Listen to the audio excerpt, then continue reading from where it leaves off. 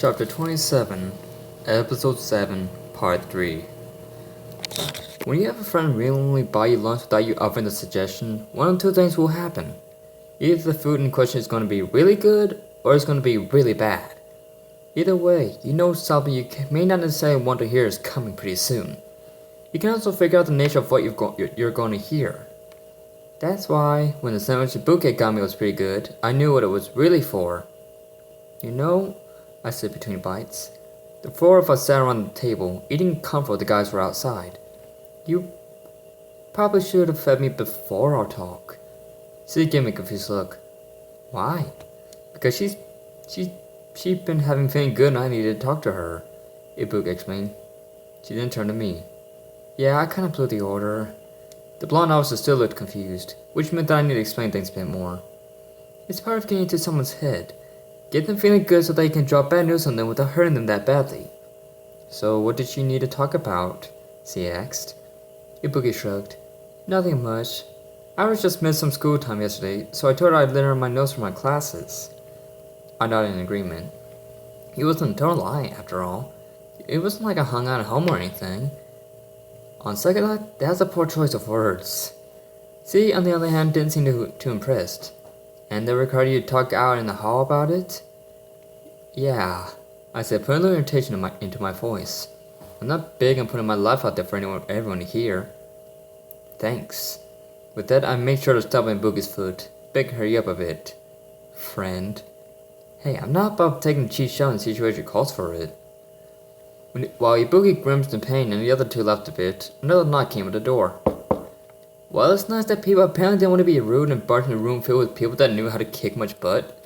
The nearly constant stream of interruptions was really starting to grate my nerves. Great. I'm starting to sound like an old person already.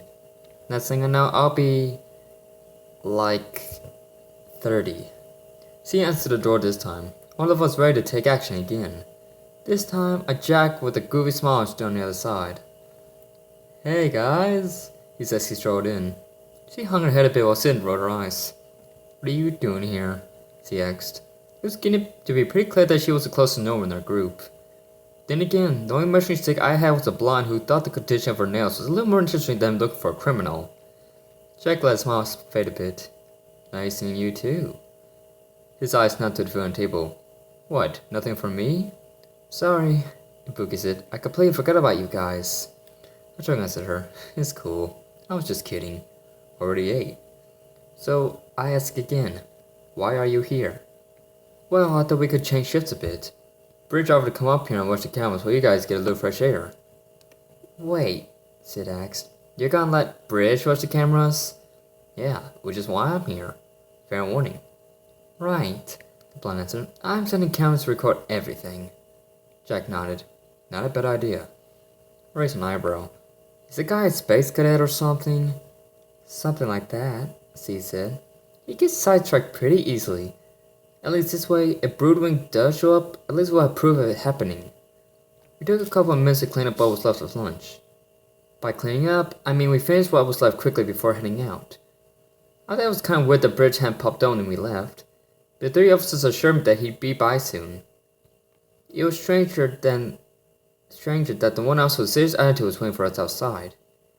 Turned out that he wasn't too comfortable with someone who was apparently so eccentric on month duty and offered to stay with him. Once the five of us were outside, we ended up splitting up into two groups. C and Sid went out down the road together. Probably talk about us behind our backs. Fine by me. Jack, Ibuki, and I walked in the opposite direction. It was at that point that we got a conversation going that would be interesting to anyone who bothered to listen in. So wait, I said. You're telling me that creatures from outer space live here? On Earth? Yep, Jack said, as if it were the most natural thing in the world. Aliens like to use Earth as a refuge. Whether they're political refugees or people that just want to get away, they see our planet as the best place to start a new life. A few years ago, they were still in our imagination. Today, though, they're everywhere. Buki took a turn. Okay, so why us? Well, ever since the end of the Cyber-Elf Wars, reconstruction efforts around the world began bringing nature and humanity back to where we once were. People living on other worlds saw how nasty the world was going together and decided that this would be the best place to start new lives. And they're all around us? I asked. Jack nodded. Probably. For a while, most aliens didn't want to move to areas away from New Arcadia. Earth's SPD headquarters is located there, so they felt safer living in a place they'd be protected. They've only just recently started branching out to other parts of the world. There may be some here, walking by us. That's cool. So, since you're a maverick hunter, you tracked down the bad robots? Reploids, I corrected him. Huh? Reploids. Replicated androids. They're people based off the Sons of X, a legend. Most of the time, they're made to look human. Other times, they look an upright sheep-based pseudo pets us by. Just like him, I assumed. So that guy was a Reploid? Jack asked. Well, Boog replied, technically speaking, he's a pseudoroid. This was what the expected confusion set in. Pseudoroid? I nodded. Yeah. At one point, pseudoroid referred to a couple groups of rebels that didn't have their own power sources, but had to use an outside source. Today, it means Reploids that didn't look like humans. So, how can you tell who's a Reploid and who's not? Ibuki shrugged. You can't, really. Reploid designs have come a long way since they were first done. Nowadays, an average person might not be able to tell the difference. It doesn't help that a lot of humans aren't fully human these days, and that Reploids created today aren't always created for a specific purpose. Actually, most of them are made just to be families. Hear more confusion. Wait, what? What's not fully human mean? I took charge here. Medical research in human tissue and organ replacements has been going on for years, mostly to see if there's a way that the average human could keep up with the average lifespans of Reploids. Today, thanks to how far they've come in that research, humans have the option to have certain parts of themselves replaced. They usually won't do it, though, unless there's some kind of medical reason. Jack nodded. Okay, I think I get it. So, did you guys have anything replaced? My walking pace started for a split second. I guess I should expect that question to come up. Didn't mean that I was ready for it, though. I had to come up with something.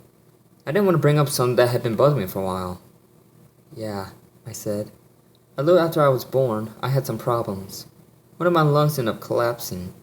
I was able to recover somehow, but doctors would recommend that I get my lung replaced to avoid having any other problems. It was a pretty easy decision from my parents, but getting a lung was the hard part. We circled a corner, making sure to keep the tower in sight. Not a hard thing to do, considering it's a tower, but you never know. Couldn't afford it? Jack asked. I shook my head. No way. My mom's an interior designer and my dad works with computers. Their incomes combined couldn't even come close. So, as a way of getting one, they agreed to enter me into their replacement research program. At least until they went out of business. Neighbor Kenna Industries took over. So, technically part of you is actually theirs? He dumped toward the tower. Yeah, don't mind it though. I don't know about most people, but I like being able to breathe. That got Jack to chuckle. Looks like he bought it. Good. He turned over to Ibuki. So, you got anything? Ibuki nodded. Yep, my eye. That was news to me. Your eye? He asked. Another nod. Early on in my training, I had a hard time with my throwing skills. I couldn't hit a building if I was right next to it. We both laughed a little at that. Ibuki smiled. My master decided it would be a good idea to have one of my eyes replaced to help with that. Now, thanks to this thing, she pointed to her right eye, I can replace my shots like they were going out of style. Jack nodded. That explains why you didn't hit us in the mall earlier. Yep, I could have nailed all of you if I wanted to. Those were more like warning throws, really. Did you have any trouble getting yours? This time, a shake. Nope, Client took care of that. Bearing at no cost to me. Can't exactly argue with that. What did I know about that? I asked. Legit question, that. Ibuki's mind shrugged. Wouldn't be much of an if I told you everything about me. Legit answer, that. We talked a little while longer. Just about different things around the city, really. Nothing too personal once we moved away from the replacement thing. It wasn't too long before Jack's badge box thing, and we needed to work on my full cab, started chirping. He put it from underneath his jacket and flipped the front open. What's up? Nice answer. I should totally use that. Look up. A voice from the other side. Sound like Sky, it said. All three of us looked up at the tower. There were a few birds circling near the top, like you'd expect to see. One of them, though, was hovering in the same spot for a second. Got it, Jack said, flipping his badge closed. kept watching the bird. It kept hovering there for a moment before I lost sight of it. It would have looked like it went around the bend to anyone else, but I was willing to bet that it flew inside. Alright then, I said. Let's go get him. Wait, Jack said, holding a hand up. He's meeting someone. Let's get back to the room and hear what they have to say first.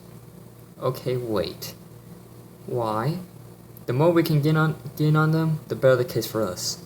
Let them nail themselves for us, he answered as we started back for the apartment. Bookie nodded. Basic case building. Oh, shut up. Being a ninja makes you an expert police officer all of a sudden?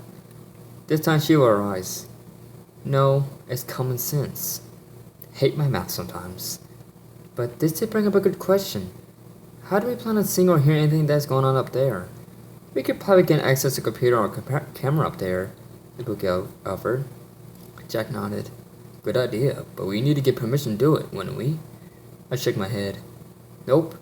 Apparently, as a maverick hunter, I can do whatever I need to finish my mission. Since assisting you is my mission, smile graced his face. Sounds good. If it sounds so good, Ibuki said, why are we just walking? Let's get moving before we miss anything. And get moving we did.